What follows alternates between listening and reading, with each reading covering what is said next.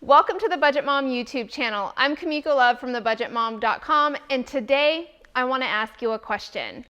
What does financial stability mean in your life? What does financial stability mean to you? Now, a lot of the time people associate stability as to endure without change, to almost be resilient to change so that our level of quote unquote normal is maintained. To me, and throughout my financial journey, I actually think it's the opposite. Financial stability isn't just to endure without change, but to endure by being adaptive. More importantly, having the financial stability to adapt when we need to.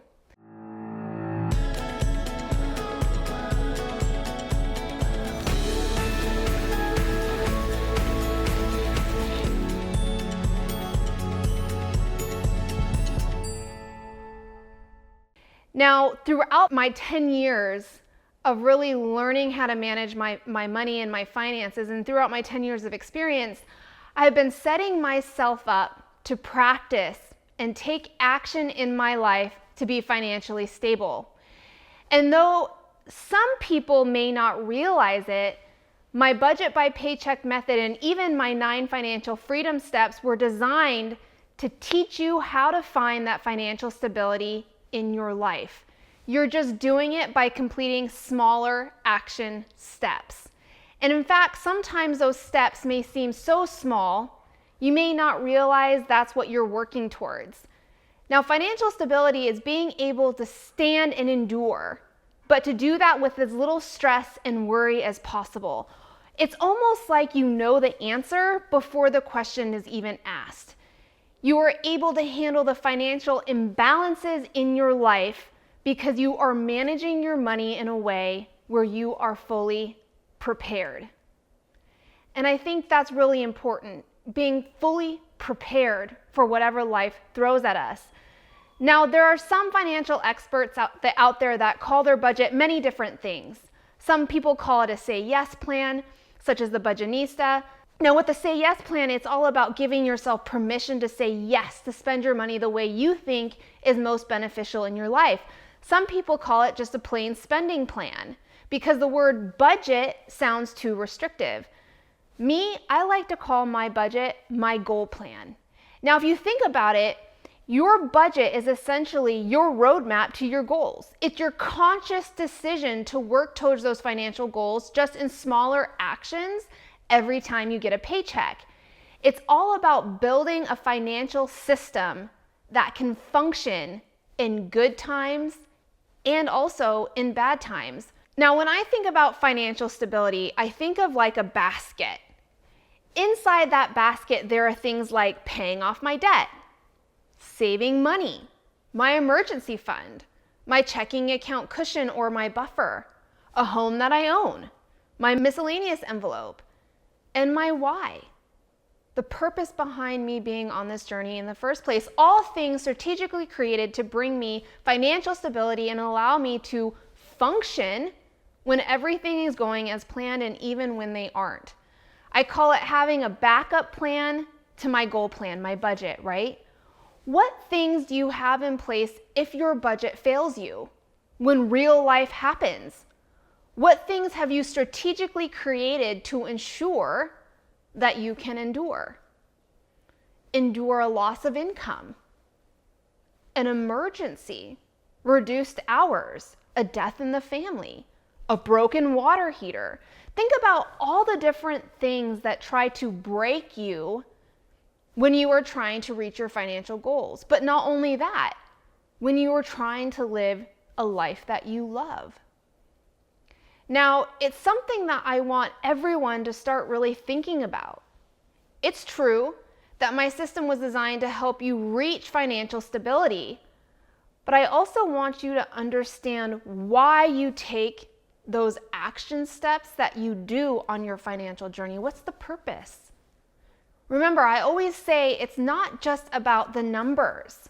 It's about the bigger picture. And I think financial stability is part of that bigger picture. Now, I get questions a lot, Miko, how did you find this type of financial stability in your life? What does that look like for you? Now, here are some of the things that brought me that financial stability. Number one, I learned how to save money. Saving money is not just something that is given that we automatically know how to do when we're born. It's a skill that needs to be learned.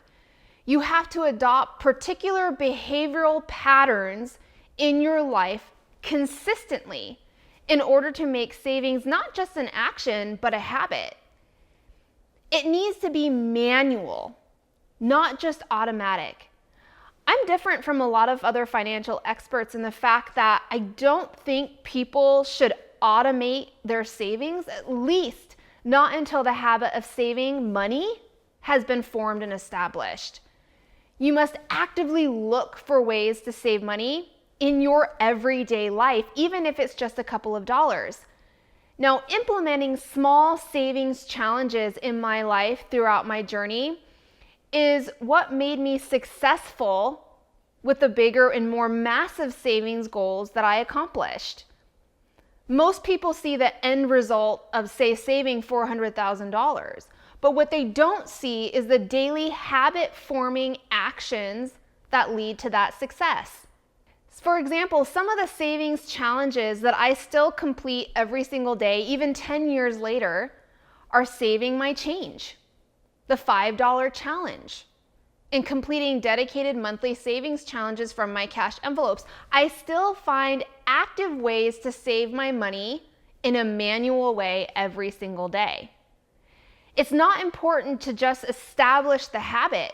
You have to make the habit resilient.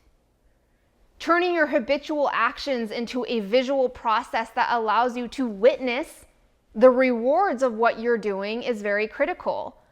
You have to make the reward of saving money visible and tangible in your life. Not only does it produce positive feedback for all of your hard work and encouragement, but it can also motivate you to continue saving money even when you feel like you are not making any progress at all. Now, also, number two, I created options within my budget. Remember, your budget is a roadmap and a plan, but it's not set in stone. I learned not just how to prepare for emergencies, but the small unexpected expenses that can derail your budget to begin with. I paid off my debt. So let's talk about those things before we move on, derailing your budget and the things that I implemented in my life to give me options. My checking account cushion. I'm not using dedicated emergency savings for the small things that pop up, a bill that's higher than normal, a monthly expense that wasn't planned for with my son, my miscellaneous envelope. Giving myself options within my budget allows me to endure by having options and being able to adapt to what's happening with my money and with my life. I paid off my debt. Now, I think this is extremely important when it comes to financial stability. Not only that, financial confidence. By paying off your debt, it allows you to use more of your discretionary income for other financial goals. Those financial goals then lead to more financial stability. Paying off my debt gave me the freedom to choose how and when I use my money. I'm not forced to do one option. For example, swiping my credit card. Remember, being financially stable is all about being able to adapt so you can endure through the ups and downs of your finances. Personal finance is not just a straight line. It's many up and downs along the way, and to be financially stable, we have to be able to endure through those changes, those hardships, those successes in our lives. So one of the things I want you to start thinking about today is, what does financial stability look like in your life? If you could write down 3 things, what would those things say? What would they read? It was something that I really thought about recently. I went on a trip to Arizona for my boyfriend's baseball tournament, and it was actually one of my nightly thoughts that I had. How much my life has changed just within the last couple of years when it comes to financial stability. And one of the things that popped up to me was this trip was not planned far in advance. It was something that I was able to do and experience with him because of my financial stability and the options I had in my life, vacation savings.